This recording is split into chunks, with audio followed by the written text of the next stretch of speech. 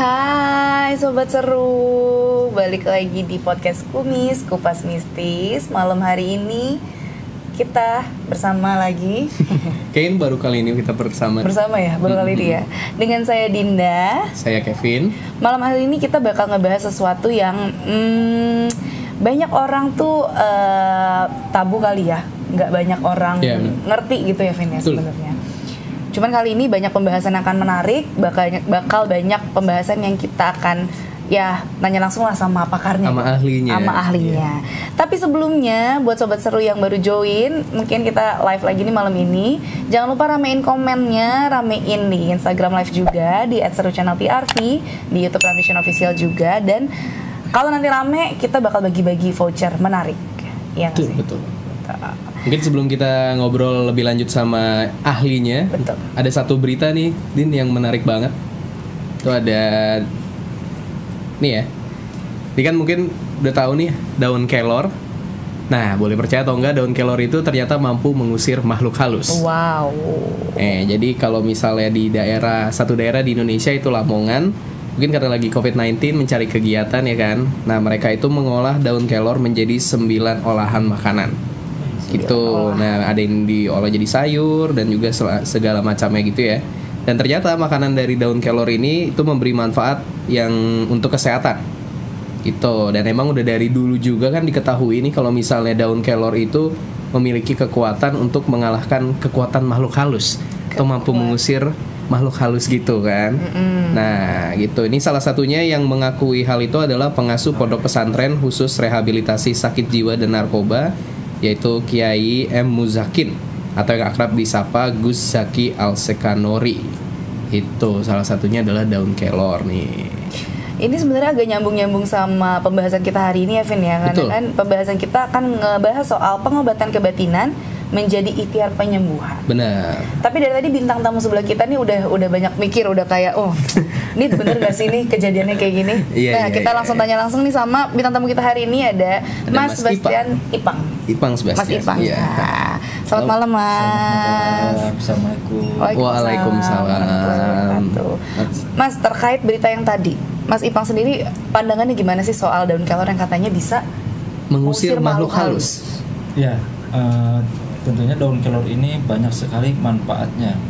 Bukan hanya untuk kesehatan, tapi bisa mengusir makhluk halus yang ada di dalam tubuh kita. Oke. Salah satunya tadi dikonsumsi. Dikonsumsi. Salah satunya dibikin sayur juga bisa. Orang-orang Bali seperti itu. Dibuat sop-sopan. Jadi satu menu utama gitu. Iya. Ibarat kayak mungkin yang udah familiar gitu ya, mungkin kangkung kah kayak gitu ya, gitu. Seperti itu. Iya. Jadi bisa kombinasi dengan daun kelor itu. Sop-sopan. Dan selain itu juga bisa kita kembali ke ini ya. Untuk mengobati yang namanya santet, teluh. Oh iya. Susuk. Ya, itu sering dengar juga tuh. Itu. Yeah. Tetapi susuk ini bisa dengan media bukan hanya kelor saja sih mas. Misalkan kita ngolongin jemuran, Oke. itu terus ada pantangannya sih. Apa aja itu mas? Pantangannya seperti tidak boleh makan sate. Susuk itu. Iya. Nah, itu salah satunya. Yang nggak langsung gitu ya mas, kalau nggak salah ya. Itu pantangannya. Salah satunya pantangan nggak boleh makan pisang atau daun kelor tersebut. Oh iya. Atau yang sering saya dengar sih kayak kalau misalnya orang pasang susuk atau sesuatu gitu kayak dia nggak boleh ngonsumsi sesuatu yang emang dia sukai gitu mas. Misalnya dia suka duren lah anggap gitu, jadi nggak boleh gitu ya. Sebagai betul. pantangan Itu bener nggak gitu? Iya, sebagai pantangannya. Oh iya. Berarti ibaratnya mengorbankan yang dia suka gitu ya untuk mendapatkan itu ya. Iya. Nah kalau Mas Ipang sendiri kan dikenal sebagai ahli kebatinan nih sesuai judul kita hari ini. Itu apa tuh mas? Kalau boleh dijelasin.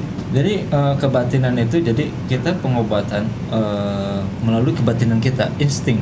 Oke. Nah kita itu membatin gitu, kebatinan kita.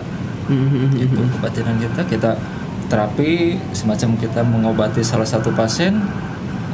Apa sih yang dirasakan si pasien ini melalui kebatinan kita? Cara pengolahannya kebatinan kita bisa banyak juga mas. Bisa dengan meditasi dan semacamnya. Untuk mengolah kebatinan itu. Oke, berarti awalnya dari ibaratnya kayak penyakit kebatinan gitu. Ibaratnya gitu. Apa penyakitnya si pasien bukan hanya kebatinan, maksudnya gini, si pasien itu mempunyai medis ataupun non medis. Dengan kebatinan kita bisa tahu. Si pasien ini sakitnya non medis. Pasien ini penyakitnya medis. Gitu. Dengan kebatinan kita. Oke. Nah, Mas Ipang sendiri bisa tahu orang yang berobat gitu istilahnya kan Mas Ipang sebagai ahli kebatinan nih. Bagaimana Mas Ipang tahu apakah orang ini punya penyakit medis atau non medis? Karena kan mungkin aja gejalanya mungkin sama atau mereka punya gejala yang benar-benar beda. Itu gimana Mas Ipang? Nah, untuk medis dan non medis ini sebetulnya hampir-hampir sama. Hampir sama tapi bisa dibilangin tak sama. Iya. Seperti salah satu contoh misalkan penyakit medis. Kan kita ke dokter dicek misalkan penyakit paru-paru kelihatan. Tapi kalau non medis si pasien itu kan bisa ngerasakan sakit. Tapi ketika dibawa ke salah satu rumah sakit atau dokter itu nihil hasilnya, tidak terdeteksi. Penyakit ya jadinya ya. Seperti itu. Oke. Biasanya kalau yang Mas Ipang sering temuin tuh kalau yang emang pasiennya mengalami penyakit non medis itu biasanya gejalanya tuh mirip nggak tuh mas sama yang penyakit medis gitu. Misalnya emang dia merasakan sakit di bagian tubuhnya terus tapi nggak ketahuan. Nah Mas Ipang bisa lihat gitu. Ya hampir mirip. Seperti sakit apa ya, hati, sesak napas, lambung, sakit kepala, mual. Itu yang generalnya kayak gitu. Iya. Oke. Itu kalau udah kayak gitu, kira-kira yang pertama kali Mas Ipang lakukan gimana tuh mas? Kalau emang pasiennya udah ketahuan, ini ternyata penyakitnya non medis nih. Nah kalau kita ketahuan seperti itu ya kita tanganin mas. Dengan cara kita pembersihan dulu dari hal-hal yang energi negatifnya. Dengan tata cara ya yang kita lakukan, entah kita doa, entah apa itu dengan secara ritual. Itu ritualnya ada apa aja tuh mas kalau boleh tahu? Nah kalau ritualnya paling kita biasanya ya kalau saya pribadi paling kita membakar satu dupa untuk permohonan. Itu kan permohonan kepada Tuhan Yang Maha Esa atau Allah Subhanahu Wa Taala untuk dimohon agar diangkat penyakitnya itu si pasien tersebut dengan cara yaitu entah itu pakai kelor, entah itu pakai telur. Kalau saya sendiri ya, alhamdulillah kalau saya sendiri bisa memindahkan penyakit medis maupun non medis ke dalam telur. Ini banyak juga telur ayam kampung ya, telur ayam kampung ini telur ayam kampung khususnya. Kemarin itu saya sempat kayak denger podcast atau apa gitu, jadi keluarganya sakit dipindahin ke telur dan pas dibuka itu telurnya ada kayak kertasnya gitu tuh. Nah kalau Mas Ipang sendiri pernah yang mungkin yang dipindahin ke dalam telur yang paling wah ini nggak masuk akal nih apa yang kira-kira Mas Ipang dulu. Jadi pengalaman saya pribadi ya. Jadi pas saya pindahin ke dalam telur itu, si dalam telur itu kayak hati ampela. Si telurnya itu bukan telur lagi mas, tapi gumpalan darah. Ada rambutnya, ada silet, dan seperti apa ya? senjata apa ini tajam-tajam lah. Iya. Seperti itu. Itu pengalaman pribadi saya. Kalau secara logika sih ya tidak masuk mungkin. akal sebenarnya. Padahal kan si telur itu si pasien yang beli, Mas. Kalau saya cuma datang siapin ini, udah itu aja. Ternyata di dalamnya ada benda-benda itu ya Mas Ipang. Iya. Nah kalau yang bisa sampai kayak gitu emang gejala orang yang lagi ngalamin tuh apa sih Mas? Maksudnya apakah emang tanda-tandanya Mas Ipang tahu nih gimana? Maksudnya apakah menggunakan daun kelor apa telur? Maksudnya bisa dipilih ini karena mungkin penyakitnya begini gitu. Oh iya. Gimana cara Mas Ipang ngebedain itu gitu? Cara ngebedainnya gini, Mas. Antara daun kelor dan yang pakai telur. Itu ada tingkatannya. Oke. Kalau hanya bisa dipindahkan ke dalam telur, mungkin tingkatannya rendah ya, penyakit si santet itu rendah. Kita pindahkan ke dalam telur. Tapi kalau tingkatannya tinggi, pertama kita energi negatifnya kita pindahin, penyakitnya kita pindahin, baru pembersihannya pakai daun kelor. Kalau ibarat kata kasar, kalau penyakit non medisnya itu yang terlampau tinggi lah, udah sakitnya parah, udah bertahun-tahunan gitu. Iya. Nah tadi Mas Ipang sempat menyinggung sedikit kayak misalnya telur itu disiapkan sama pasiennya. Nah itu selain itu kira-kira apa lagi sih Mas Ipang yang harus disiapin sama pasiennya ketika berobat? Paling kalau ini si garam kasar, air buat minum, buat mandi, sama kelor itu. Dengan catatan si daun kelor itu ngambilnya tidak boleh berhadapan atau ngedepanin. Gimana caranya tuh? Ngebelakangin. Misalkan daun kelor di belakang, kita ngambilnya begini. Nggak boleh ngelihat justru. Nggak boleh, iya. Itu pantangannya. Saat pengambilannya aja ya berarti ya? Pengambilannya aja. Itu emang kenapa tuh Mas Ipang kalau kita ngambilnya berhadapan? Langsung, ya itu ibarat kata kasar itu syarat utama sih. Sama garam kasar ya, sama garam kasar itu. Ritualnya sendiri tuh berlangsung berapa lama tuh Mas Ipang? Kalau ritual sih kita ya nggak lama sih, ya paling ya sekitar 5 atau 10 menit. Terhitung cepet ya? Iya. Terhitung cepet. Iya. Apakah orang yang maksudnya melakukan pengobatan itu dengan ritual 5-10 menit itu akan langsung sembuh atau emang berkali-kali datang atau gimana Mas? Tergantung dari si penyakitnya itu juga. Ya kalau terlampau lama mungkin 2 atau 3 kali insya Allah akan sembuh. Tapi kalau baru beberapa bulan 1 kali datang insya Allah sembuh. Gitu. Tapi mungkin ada yang ini nggak Mas Ipang ketika diobatin terus ternyata yang dialami sama si pasiennya udah terlalu melewati batas gitu, jadi akhirnya Mas Ipang ini udah nggak bisa nih gitu. Ada juga yang ada gitu juga ya? Seperti itu. Jadi mungkin udah jadi penyakit non medis udah lama kelamaan bisa menjadi penyakit medis. Gitu.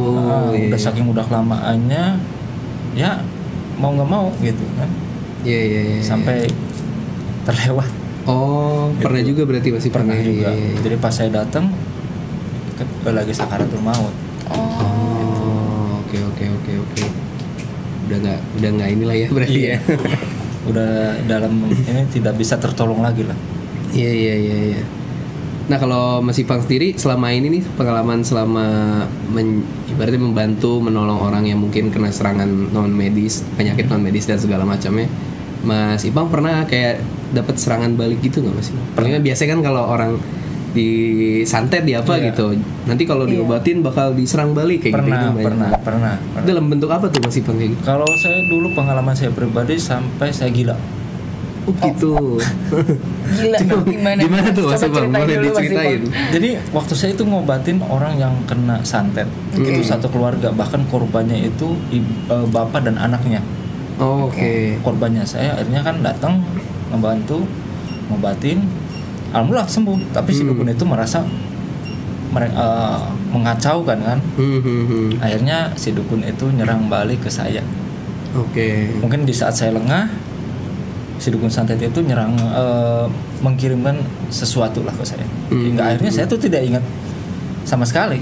Maksudnya tidak ingat itu dibikin gila gitu. Bahkan sama ibu sendiri nggak ingat, sama istri nggak ingat. Sampai nggak inget ya? Nggak ingat sama sekali. Ngeri banget. Akhirnya ibu saya datang dari kampung, membawa saya ke guru saya sendiri. Oke. Itu berapa lama tuh Mas Ipang mengalami itu? Dulu kurang lebih 1 minggu. 1 minggu. Ya. Iya. Ngeri banget.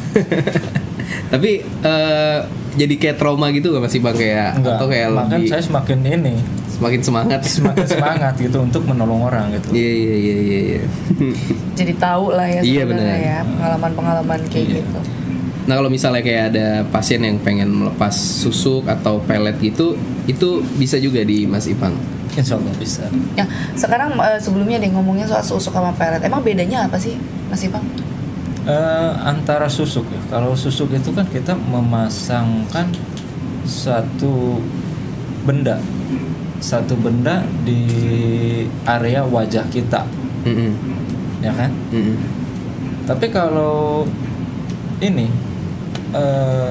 santet itu si orang pintar mengirimkan suatu penyakit ke si target. Oke. Itu. Tapi kalau susuk itu kan buat intinya buat apa? Supaya orang melihat kita tertarik. Iya. Itu susuk itu. Entah baik dari pembicaraan kita, entah dari aura kita. Gitu. Kalau pelet? Nah kalau pelet itu, jadi kita si A misalkan mau memelet si B. Entah itu ritualnya dengan puasa sambil membaca mantra atau apa itu, supaya target tersebut itu menyukai atau menjadi tergila-gila lah. Sama yang ngirim gitu. Nah, tapi kalau kayak selain pengobatan gitu di Mas Ipang bisa juga tuh Mas untuk memasang pelet atau susuk gitu.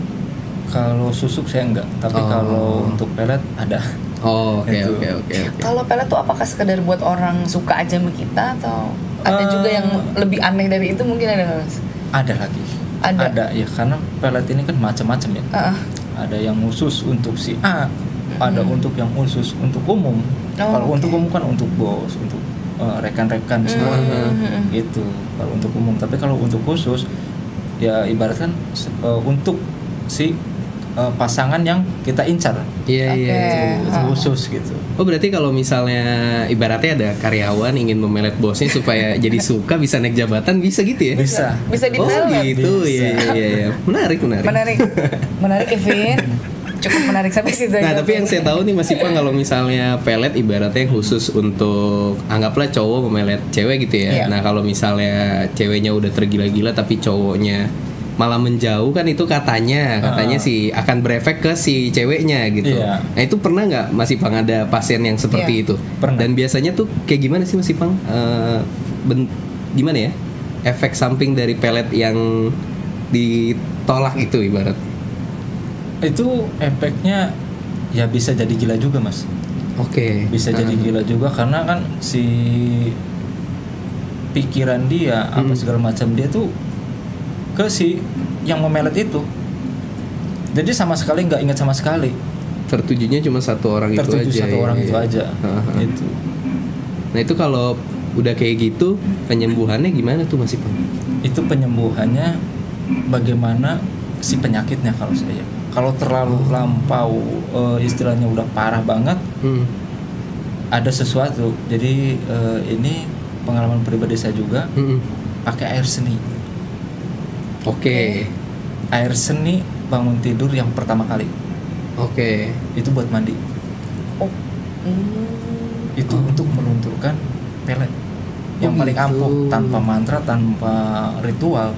Sebenarnya itu akan langsung lepas itu pelet ya? Lepas. Pengetahuan baru. Iya, pengetahuan baru. Ini mungkin sobat seru di rumah juga nggak ada yang tahu nih gini. Menarik. Air seni yang pertama kali ya. Iya. Jadi bangun tidur kan pertama tuh pengen kencing ya. Jadi kita tampung dulu gitu. Iya. Ya buat ini dulu, buat ngeraup lah ya seluruh tubuh. Insya Allah besok pagi normal kembali. Yang penting jangan dilap, jangan mandi dulu. Setelah meresap baru boleh kita mandi. Oke. Didiemin dulu justru. Didiemin dulu sampai benar-benar meresap atau kering gitu. Tapi berarti air seni dari si ibaratnya korbannya itu ya? Iya, si korban. Iya. Nah, sobat seru nih selain Mas Ipang tadi ahli kebatinan, dikenal juga sebagai pawang hujan. Nah, itu gimana cerita itu Mas Ipang sampai bisa menjadi pawang hujan? Iya, disebut sebagai pawang hujan. Kalau pawang hujan saya entah kenapa dari kecil Mas. Oh gitu. Ya, dari kecil kalau saya bicara sama hujan, ayo hujan pindah, berhenti, Itu berhenti. Iya. Ini dari kecil umur berapa Mas Ipang? Lebih tepatnya. Apanya? Dari kecil Dari umur kecil. berapa? Dari kecil itu Kira-kira. kurang lebih sekitar 4 atau 5 tahun. Masih kecil banget ya Mas Ipang ya. Iya. Tapi sebelumnya kayak dapat entah mimpi atau apa gitu nggak Mas Ipang? Atau tiba-tiba Tiba-tiba feeling aja gitu bisa. Tiba-tiba. Oh. Jadi dulu waktu kecil itu saudara nikahnya mau nikahan gitu kan, Oke. mau hajatan, tiba-tiba mau hujan. Nah, saya ngomong sama hujan tanpa saya sadari. Oke. Hujan, jangan hujan dulu di sini, pindah dulu ke sana. Gitu, ini pindah, geser. Iya. Terang lagi langsung gitu. Terang lagi. Oh. Berarti enak ya kalau lagi main bareng teman-teman gitu kayak udah mendung nih gitu. Cuma kalau sekarang kan malu Mas. Jadi kita di kombinasi entah itu pakai ritual. Oh iya. Itu supaya kelihatannya nggak aneh gitu. Ini kok Iya. yang nggak neko-neko lah. Tapi sebenarnya berarti Mas Ipang tanpa ritual bisa mindahin Bisa. hujan? Oh, oke. Kalau ritualnya sendiri yang Mas Ipang tahu, ritual seperti apa sih Mas Ipang yang banyak orang lakukan? Kebanyakan orang yang dilakukan untuk ini hujan biasanya pakai dupa, sebuah dupa, terus suatu doa juga gitu. Iya. Itu bisa dilakuin sama setiap orang nggak sih Mas Ipang kalau misalnya dia tahu ritual-ritualnya ini untuk memindahkan hujan gitu? Atau itu ilmu turun menurun Iya. malah sebetulnya. Ya sebenarnya setiap seseorang itu bisa belajar. Oke. Intinya yang penting mau belajar. Tanpa dipelajari kan nggak mungkin bisa. Iya. Kalau Mas Ipang sendiri ada turunannya nggak sih Mas Ipang bisa jadi sampai pawang hujan dari kecil lagi gitu? Mungkin kalau ini sih dari keturunannya. Oke. Kalau saya itu Dari siapa tuh Mas Ipang? Mungkin dari nenek. Oke. Iya. Mengobati juga kah neneknya Mas Ipang? Iya, nenek saya itu dulunya orang bisa dibilang orang spiritual juga. Oh. Oke. Nah, saya sering taunya kalau misalnya orang yang spiritual gitu ya, itu kadang suka didatangi di mimpi oleh pendahulunya gitu. Nah, Iya. itu Mas Ipang sering juga didatangi sama neneknya. Alhamdulillah sering. Sering gitu. Oke. Seru. BTW ngomongin soal masih pawang hujan nih masih agak kepo ya. Saya soal apa ya namanya mawangin hujan gitu ya. Mawangin hujan gitu ya. Jadi pawang hujan. Jadi pawang hujan gitu ya. Pernah nggak sih gagal Mas Ipang? Maksudnya gagal dalam artian udah ngomong nih sama si hujannya gitu supaya pindah, tapi ternyata tetap terjadi hujan gitu. Pernah nggak? Pernah. Gitu, pernah. Itu biasanya gimana tuh Mas Ipang kalau gitu kayak ya udah berarti emang takdirnya hujan di sini atau gimana? Karena gitu? kan kita sebagai manusia itu hakikatnya kan hanya pelantara. Iya betul. Iya, benar-benar. Itu. Ya. Jadi kalau emang hujannya maunya di situ ya Tetap akan udah, terjadi gitu gitu lah ya. Iya. Tapi Mas Ipang pernah yang ini nggak? Biasanya nih pawang-pawang hujan tuh yang untuk pensi-pensi gitu kayak Iya, gitu kan biasanya. acara-acara besar yang outdoor gitu. misalnya. Pernah dulu waktu ada acara di Tangerang juga, sama di Bekasi. Oke, iya. Oh berarti udah melanglang buana juga ya untuk memindahkan hujan gitu ya. Nih sebelum kita lanjut pembahasan yang lain, ada komen-komen kita bacain dulu dari Hoirul Hidayah yang ditunggu-tunggu akhirnya katanya. Fansnya Mas Ipang nih kayaknya. Terus menang banyak daun kelor. Iya benar, lagi bahas daun kelor. Sama Mama Abi Putra katanya daun kelor banyak khasiatnya. Selain kebatinan itu daun kelor bisa non medis. Bener banget. Tadi juga sempat ngebahas soal penggunaan daun kelor sama telur ya, Vin ya, untuk kebatinan dan penyakit non medis. Oke. Nah, Mas Ipang ini selain tadi ya ada ahli kebatinan, pawang hujan, terus juga ternyata guru silat ya, Mas Ipang ya. Boleh diceritain tuh Mas guru silat di perkumpulan apakah gitu? Alhamdulillah saya salah satu warga dari PSHT. PSHT ini Persaudaraan Setia Hati Teratai. Oke. Iya. Jadi guru di PSHT. Oke. Itu PSHT ada di mana aja Mas Ipang? Di seluruh Indonesia kah? Alhamdulillah di seluruh Indonesia dan sekarang sudah mancanegara. Oh, di mancanegara. Udah sampai luar negeri berarti. Iya. Ada di mana aja tuh Mas kalau di mancanegaranya? Di Korea, Amerika, di Thailand. Nanti bule-bule belajar silat gitu ya? Iya. Orang Jepang juga sekarang belajar PSHT karena kan orang-orang TKW membawa pencak silat PSHT ini ke sana. Oh gitu. Jadi kan kalau orang-orang kerja di TKW itu kan 1 minggu ada off. Mereka latihan. Akhirnya orang Korea orang-orang sekitar penduduk sekitar itu tertarik untuk gitu. mempelajari PSHT gitu. Tapi sampai kayak ngirim guru gitu nggak Mas Ipang ke yang luar negeri itu? Kalau guru itu kan kalau udah jadi warga otomatis jadi guru. Oh iya. Itu udah bisa ngelatih siswanya. Oke. Seru juga ya kalau bule-bule belajar pencak silat. Nah, yang membedakan PSHT dengan mungkin ilmu bela diri yang lain tuh apa tuh Mas Ipang? Sebenarnya kan PSHT itu termasuk bela diri Mas, pencak silat. Iya. Itu, cuman perbedaannya kalau taekwondo itu kan hanya memakai kaki dan sebagainya. Tapi kalau di PSHT itu semuanya kita main. Oh oke. Dari kaki, dari tangan itu. Iya. By the way ada pertanyaan nih dari Hoirul Hidayat. Dari salah satu sobat seru lagi ya nih yang komen. Silakan Kevin dibaca. Mas Ipang minta sarannya atau doanya, saya sedang sakit infeksi saluran kemih sudah lama. Sudah berobat kemana-mana dari alternatif dan medis, belum diberi kesembuhan. Sedikit-sedikit buang air kecil dan pinggang sakit. Minta sarannya nih Mas Ipang, mungkin bisa diberi saran gimana dia supaya cepat sembuh. Khairul Hidayat nih. Mungkin untuk Kang Khairul Hidayat, kalau kencingnya agak sedikit-sedikit ya berarti susah dan sakit pinggang ya. Itu saya sarankan untuk merebus atau merendam ketumbar. Ketumbarnya ini kurang lebih 2 sendok makan, disiram pakai air panas lalu tutupin dulu sampai airnya berubah. Udah hangat kuku baru diminum. Tuh untuk Mas Hoirul Hidayat ya.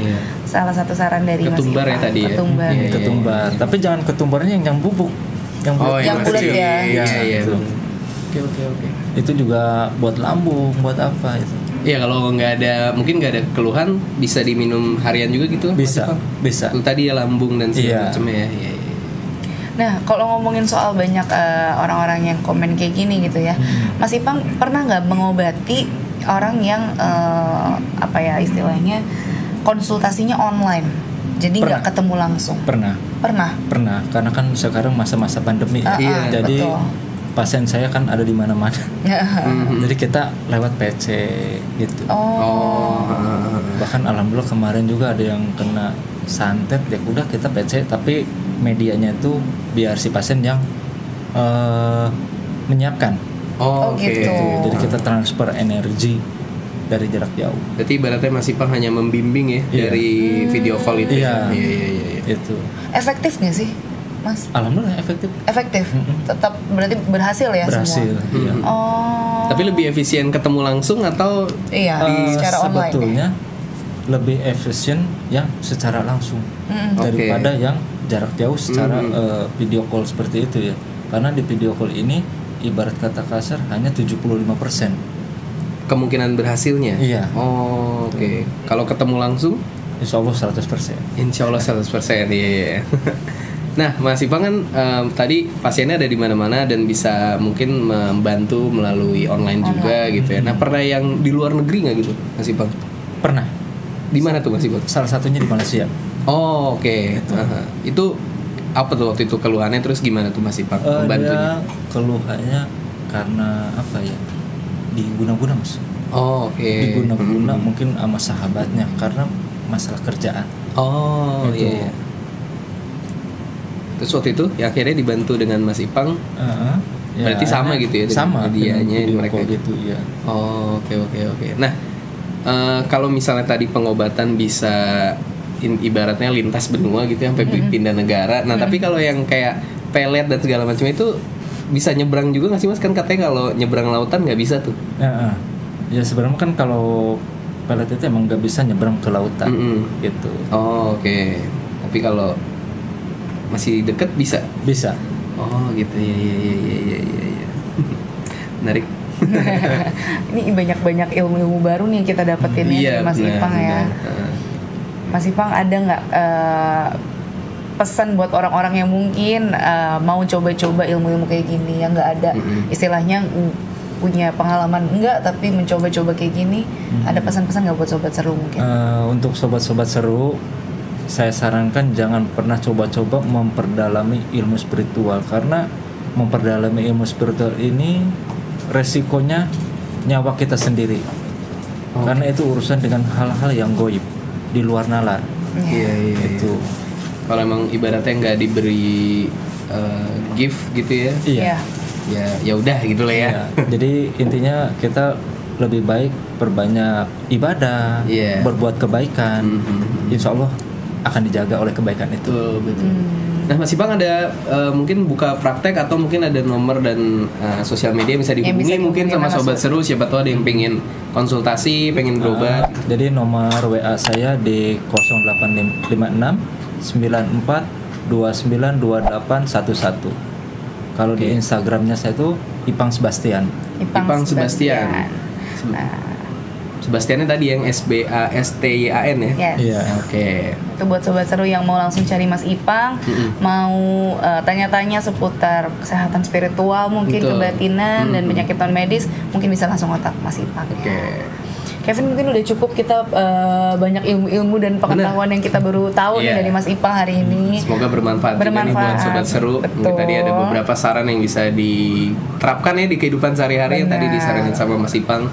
Supaya bisa hidup lebih sehat juga. Sekarang lagi pandemi nih, harus banyak-banyak menjaga kesehatan. Betul. Kalau gitu kita pamit. Sobat seru, terima kasih udah nonton podcast Kupas Mistis. Jangan lupa selalu nonton di channel 333 Transvision dan di YouTube Transvision Official setiap hari Kamis jam 7 malam. Jangan lupa juga subscribe, terus di like juga dan dinyalain loncengnya supaya nggak ketinggalan konten-konten dari kita. Dan juga episode ini bisa kalian dengerin di Spotify kita di Kupas Mistis. Sampai jumpa di misteri selanjutnya. Terima kasih Mas Ipang. Terima kasih sobat seru.